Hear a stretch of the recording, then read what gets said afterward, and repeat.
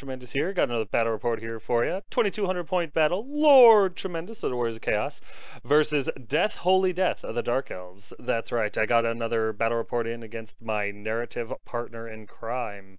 So sit back, relax, and get ready to hear the sultry sounds of my voice as I lead you through this slaughter.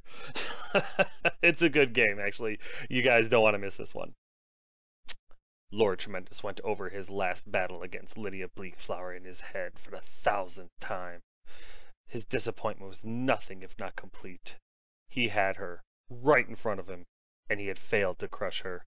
The puny elf female had somehow bested him in combat, even with all of his gifts giving him such a huge advantage. The idea that such a thing could occur was absurd. Yet that is exactly what had happened.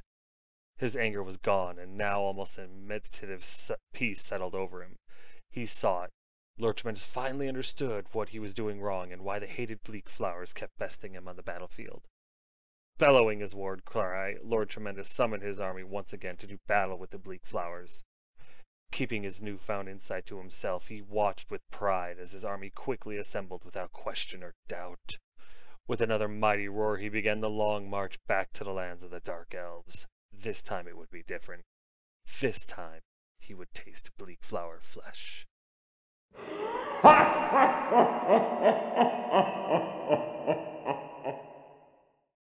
This is my list. It's my Rock Wars GT list. If you've seen it once, you've seen it 7,000 times. I have my Demon Prince, Lord Tremendous, with the Marquezine. She's a level 4 wizard with Chaos Armor, Charm Shield, Dragon Mage Gem, other Trickster Shard, Soul Feeder, Flaming Breast, Scaled Skin, and the Laura Metal. My hero choices are an Exalted Hero, Lady Elizabeth, with Mark Zinch, Halberd, Chaos Steed, BSB, Helm of Many Eyes, Dawnstone, and Poisonous Slime. And of course, last but not least, is my Exalted Hero, Catastrophe, with Mark Zinch, Demonic Mount, Halberd, Shield, Talisman of Preservation, and Third Eye Zinch. My core choices consist of 5 Chaos Warhounds, the Corn Dogs, 18 Chaos Warriors, the Reavers of Ulthan, with Mark Corn, Halberds, Full Command, and Banner Rage, and a unit of 15 Forsaken, Corn's Forgotten, with Mark of Corn. My special choice consists of 5 Chaos Knights, Elizabeth's Honor Guard, with Mark Zinch and Sorcerer Weapons, Banner Musician, and a Standard of Discipline. And my rare choice, the one, the only, Snuffleupagus, the Mutalith Vortex.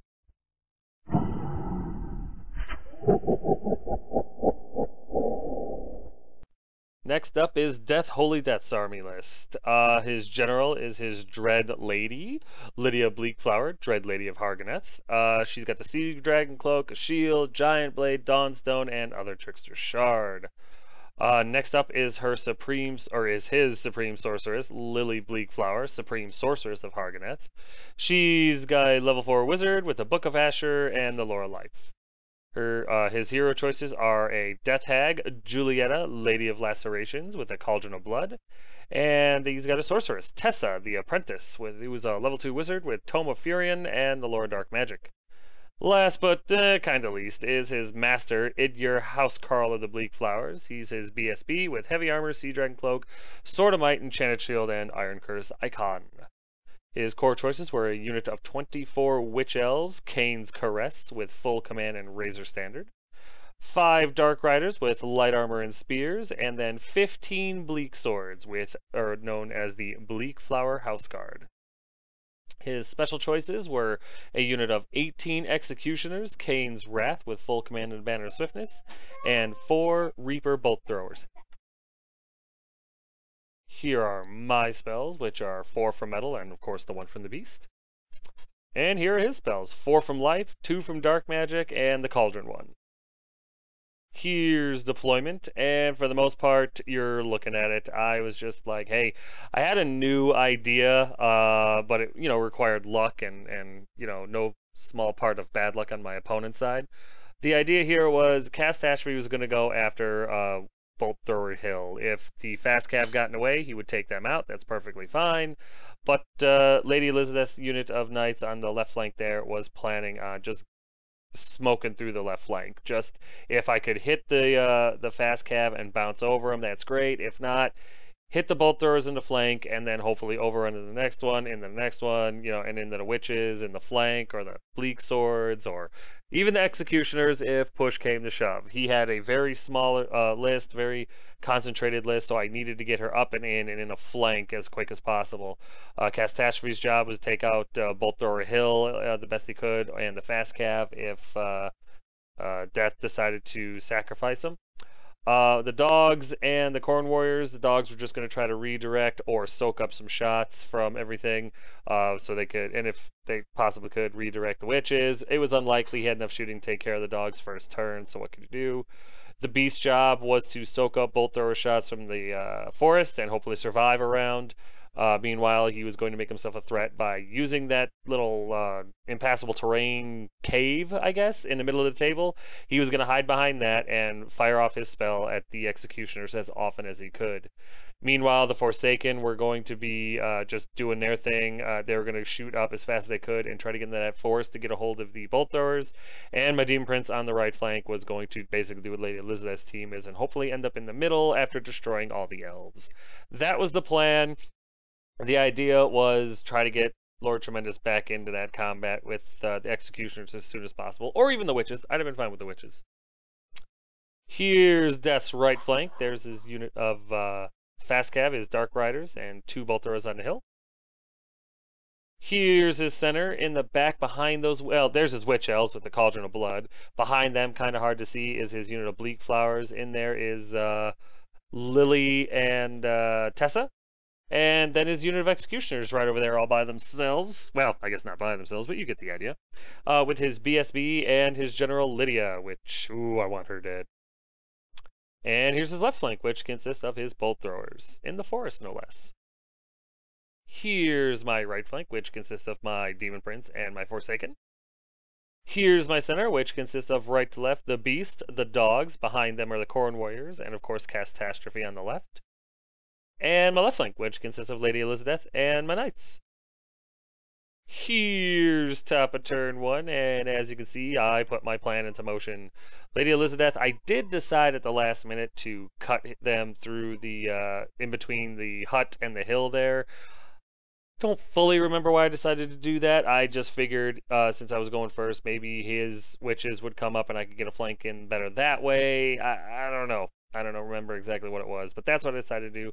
Catastrophe moved around because at the last minute I thought, what if he went after the dogs? Or what if I got flank charged by his elves and I flubbed or something like that? So I moved Catastrophe around. I kind of wish I hadn't, but hindsight's 2020. My cowardice is going to cost me this game, right? The dogs move up to do their thing. The Corn Warriors move up as far as they can go. The Beast goes to get in the range of the Executioners. The Forsaken move up as far as they can to hopefully charge and hit a bolt thrower within the next couple of turns. And the Demon Prince is over on the side because I'm going to fire off Final Transmutation as Executioners, the big one, the 36-inch range one, with the hopes of destroying his BSB, Lydia, his unit champion, and as many of those Executioner scumbags as I could possibly get a hold of. During the magic phase, the beast spell gets stopped, but Final Transmutation goes off irresistible, and I'm able to kill his unit champion and 5 of his executioners, which is a great start. I will take that, because now there's, what, like 13 left? But I didn't get Lydia, and I didn't get his BSB. But you know what? I'm never going to complain about getting Final Transmutation off on executioners. That's awesome. And now there's 6 left that I have to worry about. Of course, with the high come the lows. It was a irresistible force, and it ended up being a miscast 6.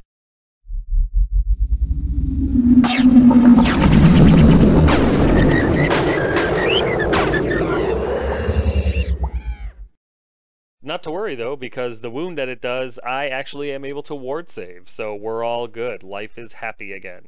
So we go over to bottom of 1 after movement because I don't have any shooting and close combat doesn't ever happen on top of 1 unless somebody vanguards, and even then, kind of iffy. As you can see, though, the elves really weren't overly motivated, with the exception of the fast cav. They slam into the flank of the dogs. Not terrible, I figured, Catastrophe could get a hold of them or something like that, or maybe, depending on where they were, maybe my Knights could charge to the fast cav, and then Catastrophe could go after the bolt thrower, something along those lines.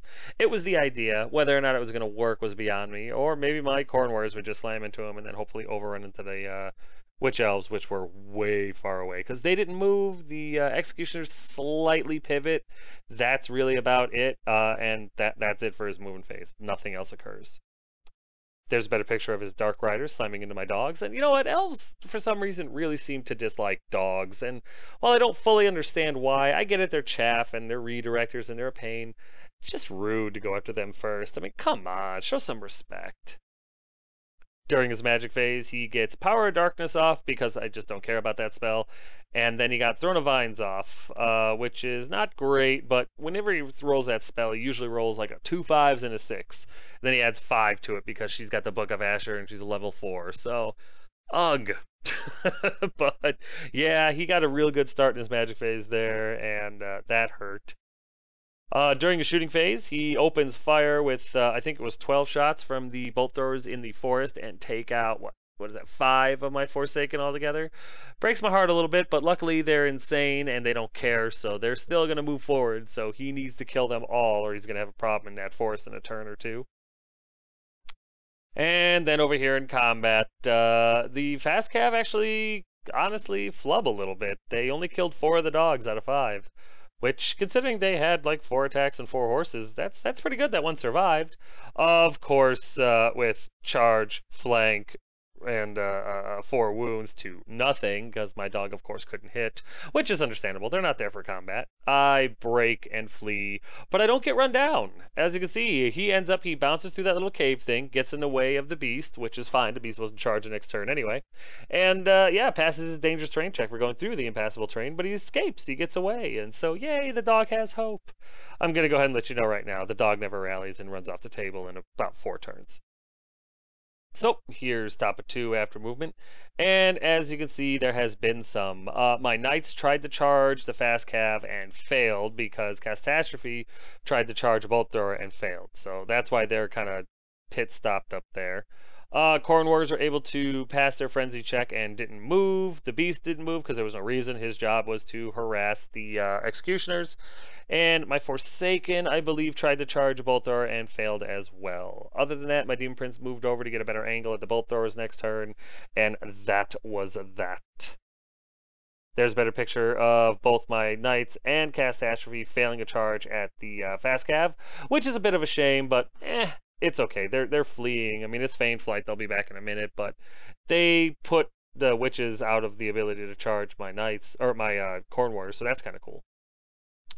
And then here's a better picture of the Forsaken failing a charge into forest. I needed like a 10. It was a long shot. I figured, why not? It's not like he gets a stand and shoot reaction. So next turn. During the magic phase. Oh, I love Final Transmutation. I get it off. Not irresistible this time. It goes off on the Executioners, and I get Lydia. Oh, it was so good. Death was so mad at me. Oh, I got her. I rolled a d6. It came up Decepticons, and Lydia got picked up, turned to solid gold. Oh, it felt so good. 8 months. 8 months of getting my butt kicked by her and her army, and I finally got her. I mean, I know the game's not over. I know it's a long way to go. Oh, but it just felt good to kill her for once. Oh, I felt the tingles. After that, of course, I killed like 5 more of the Executioners, which is great because then there's like 8 or 9 left. So that's fine. I didn't get the BSB, but hey, I got Lydia. I'm so thrilled about that. She had it coming. Sorry, Death, you know it's true. We have only to remove those who oppose us. Literally nothing else happens after that point, so we go into bottom of two after movement. And as you can see, there's been a little bit. The Executioners, tired of getting their butts kicked by the Beast, finally run up because they've just held back for too long, unfortunately. His Fast Cav do rally, and since it was Feint Flight, they run up to block the Knights and stuff like that. So that's smart, so my Knights can't charge the flank of his Witches. Because he knows I have to charge my Corn Warriors into his Witch Elves or get charged by them, and there's nothing that's going to stop that. Meanwhile, his furthest bolt thrower on our right there in the forest, because the final transmutation was stupid and wasn't in range of the BSB, so it didn't get to reroll, so it came forward 6 inches, which give the Forsaken a beautiful charge at him. And other than that, I think the Bleak Swords just kind of follow up behind the Witch Elves just to try to pass off their augments and stuff like that. There's a better picture of his bolt thrower that was stupid and came up 6 inches, which was awesome. His magic phase, this is where his dice like completely turn on him in this part. His dice, like during his magic phase, I think he rolled Snake Eyes. I'm almost positive he rolled Snake Eyes for his magic phase. Failed to channel. I think I channeled, to be honest with you. So I think it was 2-2, and the first spell he tried to roll, I don't even think he got rolled high enough for it to go off. That's how bad he was rolling this game. During his shooting phase, every single bolt thrower, the 3 out of the 4 that could shoot, failed to hit anything. And when, well, one did hit and wound my Demon Prince, and I rolled a 5 to make his ward save. So his shooting phase was completely irrelevant. His magic was completely irrelevant. We didn't have any combat yet. So thanks to his dice, we go to top of 3 after movement, and I charge. Catastrophe charges the bolt thrower on the hill and makes it. The Knights charge a Fast Cav that were sitting right next to him, and they make it. My Corn Warriors, due to lack of options, charge the Witches and make it. The Forsaken charge the bolt thrower in the forest and make it. The Demon Prince makes a charge, and then the Beast falls back away from the Executioner so he can continue to harass them with relative ease. He's long range from the only bolt thrower that's not in combat, and so yeah, that's great. And the Beast is just going to try to get rid of every single one of those Executioners that he possibly can, because the less of them there are, the easier those points are going to be to get. There's a better picture of my Knights slamming into the Fast Cav, and I love getting a hold of Fast Cav, I really do. Here's a better picture of Catastrophe slamming into the bolt thrower because they's gots to die. And there's a better picture of the Corn Warriors slamming into the Witches because, well, we've been through this before. We all know that they're going to die, so what can you do? And there's a better picture of the Demon Prince and the Forsaken slamming into the bolt throwers in the forest because they need to die. During the magic phase, my luck streak continues. I get the Beast spell off on the Executioners, and wouldn't you know it, I roll a 6. Every single model in that unit takes a toughness check or dies, and returns. All but 3 of his Executioners die. His BSB is fine, but my spawn returns. I absolutely love it. Just absolutely love it. So, is back. And since like 4 or 5 of the Executioners died, they have to take a panic check. And wouldn't you know it, boom, they fail the rerollable panic check and flee. And there they go. They're taking off. And I know the spawn is angled a little funny now. He was on the tray, and he moved the tray with the spawn on it. There's actually a magnet on the base, so he stuck to the tray. So we just put him back the best way we could. It doesn't matter. He's a spawn. You know, we know pretty much where he was at. So yep, that's where the spawn ends up. That's where the executioners are. They don't flee far, like 6-7 inches, but they're fleeing. And the best part is they're below 25%. So he needs Snake Eyes to rally them without the reroll. Oh, so awesome. So awesome. Then over here, we go into combat, and his Witch Elves kill my Chaos Warriors to a man. Like, he did, there's 18 Chaos Warriors, I think he did 19 or 20 wounds. Unsaved wounds. He did more than that, actually, but I didn't save like 19 or 20 of them, so every single warrior, before they even get a chance to swing at these ladies, gets slaughtered. And as you can see, there's one in the cauldron of blood there. So now that this thing is filled to overflowing with chaos blood, the witches are feeling pretty good about life. So yeah, That is a tough nut to crack right there. A beautiful nut, but a tough nut to crack. What's either way. I knew my warriors are dead when they got in there, but I needed the witch elves out of position, and I needed to capitalize on other things. So it sucks. I hate losing all those warriors without taking any witches for my trouble. But what can you do? It was just poop. And then over here in combat, Catastrophe is easily able to pop the bolt thrower, and then he turns and faces the other bolt thrower, ready to take the shot or whatever. He's got a 3-up board, so I wasn't too concerned. However, the other bolt thrower fails his panic check for a unit destroyed within 6 inches. Awesome. Just flippin' awesome. So that sucker can't shoot, which means no bolt thrower shots next turn, which means the Demon Prince has a chance to survive. Can you effing believe it? Oh, it feels so good. Over here in combat, my Forsaken get poison, I think, and are able to easily smoke the bolt thrower. However, one Forsaken does get killed because those suckers still always strike first. So one Forsaken dies, but the bolt thrower gets destroyed, and they overrun an inch away from the Demon Prince because they're frenzied. And then the Demon Prince is able to kill his bolt thrower no problem, and he turns to face either the Executioners or the Bleak Swords, whichever were, better to charge next round. And then over here, my Knights, although I do lose a Knight to the Fast Cav at Strength 3 because, can't have everything, right? I end up killing all but one, and they break, and they get away. I do not pursue because I didn't feel like catching a flank charge by the Witch Elves, so, screw that. But yeah. So that's how that all worked out. The fast cav gets away, but he needs snakes to rally with no BSB. I'll let you know right now, he never rallies. He ends up fleeing off the table. So, with all the fun over, we go to bottom of 3 after movement, and the only real movement that he has is his fast cav continues to flee, his bleak swords move the hell out of the range of the Demon Prince, and his witch elves charge my knights who say, screw all that noise, we're out of here, and they flee like 10 inches. They fled really far. The witches do not catch me, and so they're out of range. And the reason that I fled from the witches is because screw that. They could take the knights no problem. The Death Hag, the Unit Champion, all of them are still alive. Lady Elizabeth would be the only one still alive when all was said and done. She'd lose by 4, fail her break check, and explode. And I'm doing way too well in this game to give up points like that. So as long as she rallies, the knights rally and everything like that, we should be okay, depending on where the Witch Elves move. Other than that, his Executioners continue to flee, and that's really about it. There's a better picture of my knights fleeing from the Witch Elves because they choose life. And here's a better picture of the Executioners continuing to flee because needing snakes is a son of a gun.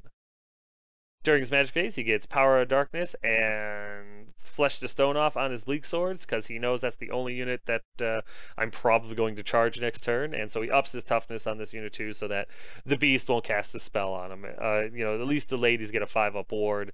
The Bleak Swords, there's very little I could...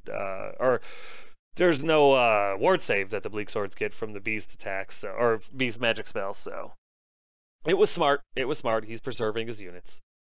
That's all there is for that one. So we go over to top of 4 after movement, and it's pretty simple.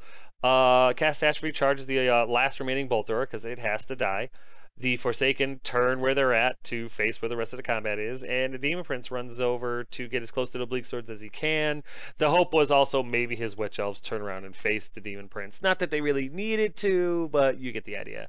Meanwhile, the Beast moves up so that he can get his spell off on the Witches, because there's no point in doing it against the Bleak Swords, and hopefully cause the dangerous terrain check for the fleeing fast cav guy. Other than that, my knights decide not to rally. I roll a 10, and since my BSB is fleeing, you don't get to re-roll the leadership checks. So they flee another 6 or 7 inches, and they are at the board edge. If they don't rally next turn, I am screwed. However, the bonus is they fled far enough where the Witch Elves cannot charge them because it's too far away. It's an illegal charge, so that's something at least. Here's a better picture of Catastrophe slamming into the last bolt thrower, and I gotta tell you, as good as it felt to kill off Lydia with Final Transmutation, it feels even better to kill off all 4 bolt throwers. Bolt throwers are just my bane. I mean, don't get me wrong, I understand I would take them too if I played Elves, but it feels good to take these things out. They've got a special place in my heart where I keep all the other bad memories. Here's a better picture of my knights failing to rally and continuing to flee. I mean, the green part of the board is where the board edge ends, so or where the table ends. So yeah, we were, oof, that was really bad. I really need them to rally next turn. Then in a magic phase, once again, can you effing believe it? I get, it's Irresistible Force, but I get Final Transmutation off onto Bleak Swords, and I get Lily. I get his level 4 Sorceress. Oh, man, he was so mad. Not like being a dick or anything like that, but, you know, understandably frustrated that, you know, his characters are getting turned to stone or turned to gold one after the other because I'm rolling just my dice are so hot they're burning my hands when I touch them. Meanwhile, his dice are so cold he's getting, you know, third degree cold burns. It's like dry ice in his hands. So this game is really just going completely my way thanks to dice rolls and stuff like that, which I'll take. I won't complain about that even for a second. But yeah, Lily gets turned to gold, so his caster is done, and it just feels right. It just feels right.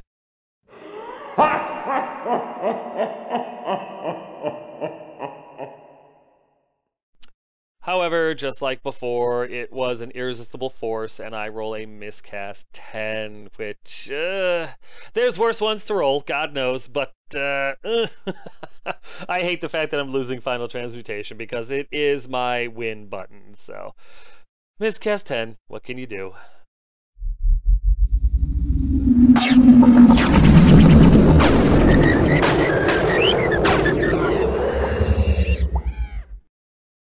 I end up losing 3 wizard levels. I think the only spell I end up keeping is like, oh gosh.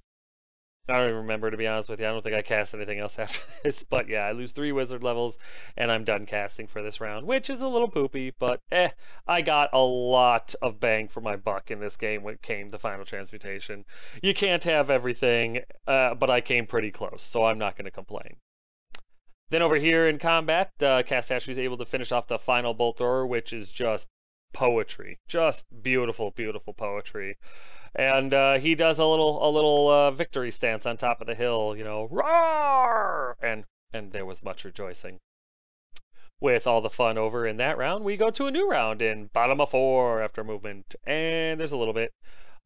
His bleak swords kind of move around the cave there a little bit, trying to get away from the demon prince. The witches move up as far as they can towards the knights because he wants those points, which is smart. And other than that, everything he has is pretty much dead or in combat or fleeing. The executions continue to flee, and so do the fast cav. With nothing else going on, Tessa doesn't really have any magic spells that he wants to try to cast. With no shooting left and no combat, we go into top of 5 after movement. And as you can see, I don't charge or anything like that. My knights rally, thank goodness. The beast and the demon prince come running up. The spawn comes running over, and the forsaken charge the executioners off the table. Catastrophe also runs over to basically surround the witches, because if we're going to charge them, we're going all in. There's a better picture of my knights rallying, thank the gods. During the magic phase, the beast gets his spell off on the witches. It's only the 4 spells. The one that bounces, which would have been great, you know, beginning of the game. But hey, like I said, I'm not complaining. The magic phase has been my friend this game. So I think like 1 or 2 of the witches die. It's not enough to do anything other than just make the unit lighter. So it's not a huge big deal. Nothing happens in the shooting or combat phase because there is no shooting or combat. So we go to bottom of 5 after movement. Yay!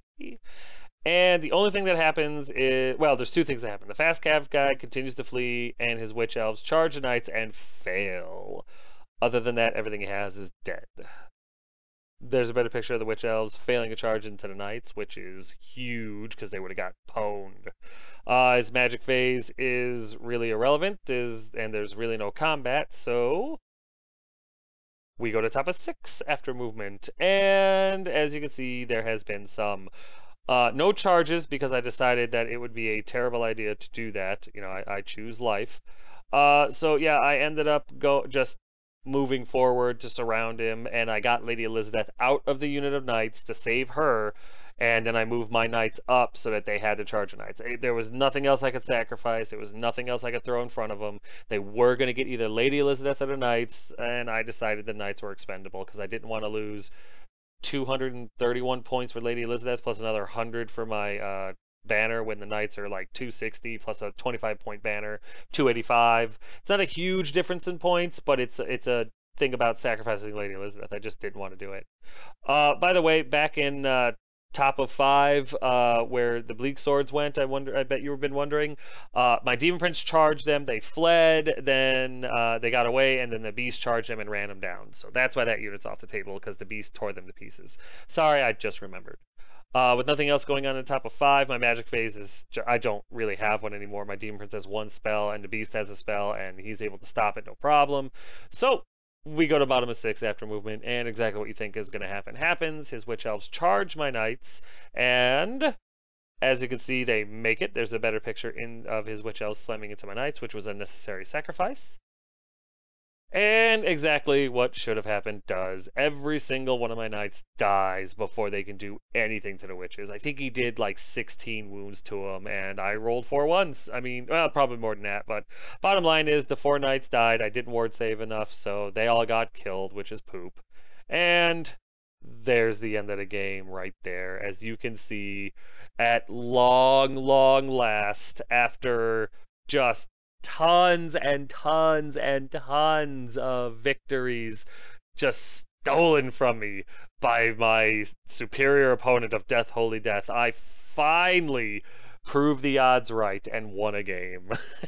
And granted, his dice rolling like poop and mine rolling like solid platinum wrapped in just pure awesome just really helped a lot, but I will take it. I got the spawn, I got the final transmutation on a couple of them. Oh, just a beautiful, beautiful thing. But you know what? We'll get to the recap in a minute, because right now it's time for a quick timeout.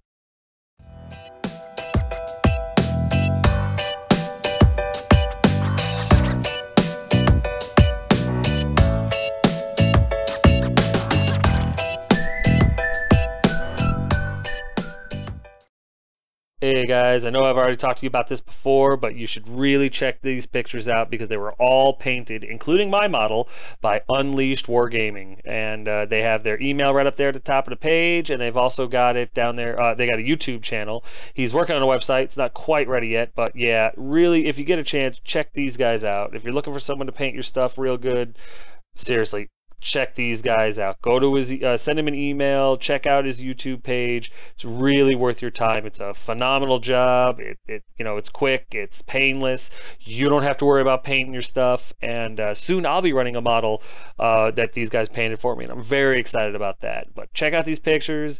Give this guy an email. Check him out on YouTube. Get your models painted by him if you can. It's totally worth it. And tell him Tremendous sent you. Somewhere south of Nagareth, the setting sun bled through the pregnant black clouds of the northern wastes, coloring the rocky field an arterial crimson. Bloated flies clogged the air, fighting the carrion birds for purchase on the littered ruin of torn flesh and twisted metal that carpeted the cold soil. Wrecked chariots, abandoned war machines, and the detritus of battle collided in a mad jumble of shattered bones and spoiling meat. A pyramid of twisted corpses languished in the ruddy light, a chaotic mix of grotesquely massive warriors of the ruinous powers and the lithe elves of Nagareth. A crow perched tipsily atop a cold corpse of a Northlander. It jerked its head up, right, left, and then took a moment to survey the carnage of the recent battlefield before jerking its head down, where it scratched furiously at the sealed visor of the warrior, jamming its beak into the eye slit to nip it just barely the rotting jelly of one blank staring eye. The bird gave a croak of surprise as the pyramid of flesh shifted abruptly. In panic, it yanked back from the tasty morsel of the decaying eye, only to find that, in its greed, it had wedged its head too deeply into the twisted helmet and was trapped. The unfortunate avian was carried along in a cascade of tumbling corpses, wings flapping frantically as something clawed its way from beneath the mound of putrefying meat and too quickly rusting metal. A figure of pure horror bounded from a hole carved through the dead, an elven female clad in torn black and gold armor, covered from head to toe in caked layers of dried gore. A shock of matted white hair stained a rust-red frame, a pale, slender face that itself played home to a pair of wildly staring eyes. Had there Had there been a living observer capable of rational thought present, he might have remarked that all other things aside, the towers of rotting dead, the clouds of flies and flocks of carrion birds, the stench of liquefying organic material, and the faint but tangible glow of a red-hot aura around the elven woman, her eyes, the most alarming part of a very alarming situation. They were violet, a violet that bled into a deep arterial red, the color of freshly spilt blood. They were constricted to pinpoints, and our imaginary observer would have remarked that the reflecting back from those violet depths was only a cacophony of maddened laughter echoing through an endless maze of lacerated flesh in a timeless eternity of murder, terror, and hubris. Lydia Bleakflower, dread Lady of Harganeth, the sacred city of Cain, the sevenfold blessed lord of murders, tore from the pyramid, swinging a massive blade inscribed with writhing iconography and runes of mayhem and destruction. The blade parted flesh, bone, and metal as if passing through placid waters. The gore-clad figure yelled hoarsely into the rancid twilight air. Blood and souls! Blood and souls for the Lord of... and came an abrupt halt just outside the shattered charnel pyramid. Her eyes quickly took in the battle scene, the ruined chariots, slaughtered horses, mounds of corpses, abandoned war machines, and above all, the absolute absence of Druchii. "Aw, god damn it! Now I'm gonna have to walk home." The crow, still wedged in the visor of the fallen Chaos Warrior, and miraculously unharmed by the landslide of the dead, fluttered its wings in appreciation.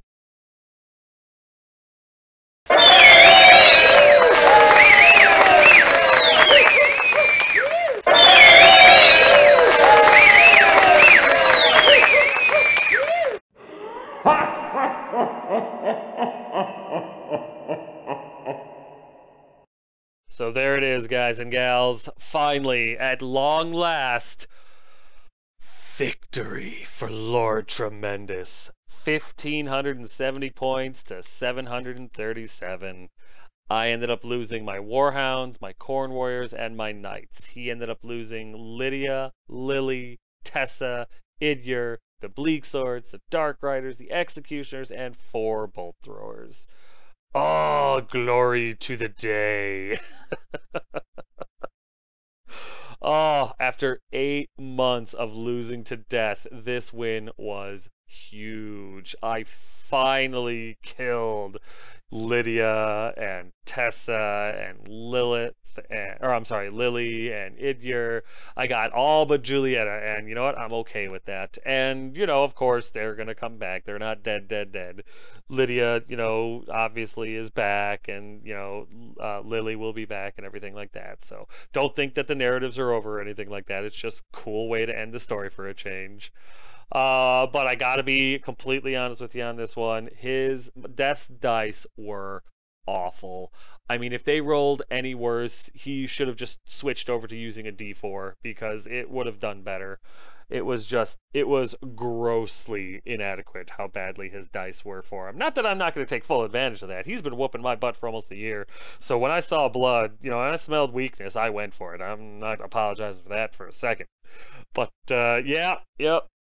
Finally got him, and it was thanks to the dice gods finally pitying my sorry butt. Final transmutation. You can't say that word around Death, Holy Death anymore. Those words in that order. He twitches a little bit and, you know, pulls a gun out of nowhere. So that spell's been the bane of many opponents, but none so much as Death, Holy Death. Yeah, I can't say enough good things about it. It got Lydia and Lily, both elven lords, turned to solid gold. Oh, praise be to Tzeentch. My poor warriors and knights had to be fed to the witch elves. Oh man, that unit is rough. It makes me wish I had bolt throwers of my own to just shoot into that unit and cut them down as much as I could, because that unit is rough. They put out so many attacks. I mean, it's only -1 too, but it's so many attacks, and they get to reroll all their hits. They poison on 6s, and then they reroll all their wounds because of that dang cauldron. It's amazingly difficult to deal with that unit, and I really don't. I feed it things and hope that I get enough points at the end. But you know what? This was insane because Lord Tremendous faced an army with 4 bolt throwers and didn't die. Not only did he not die to bolt throwers, he survived the entire game and really made some solid contributions, killing Lily, Lydia, and a bolt thrower all by himself. So that was outstanding. Not to mention the countless executioners and bleak swords he turned into gold with that just fantastic spell. But wonderful game, wonderful opponent, and I'm looking forward to Death getting his revenge in our next game. One real quick note, guys. I'm sure some of my more astute watchers have noticed that Token Gal's ad is taken down. We haven't had a falling out or anything like that. She's on vacation for like a month or so. So no more token orders until further notice. She's getting married, guys. She's going to be busy. And yes, her maritals will take precedence over your token needs. But in a month or so, she should be back. So once she's back and stuff like that, I'll start throwing the ads back on there. And you guys can start ordering them again. But until then, please don't send any orders to her. She's not going to fill any of them.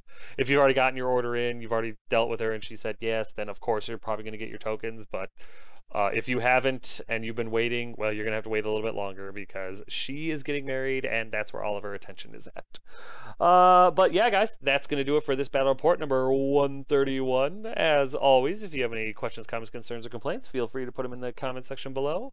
But yeah, guys, as always, thanks.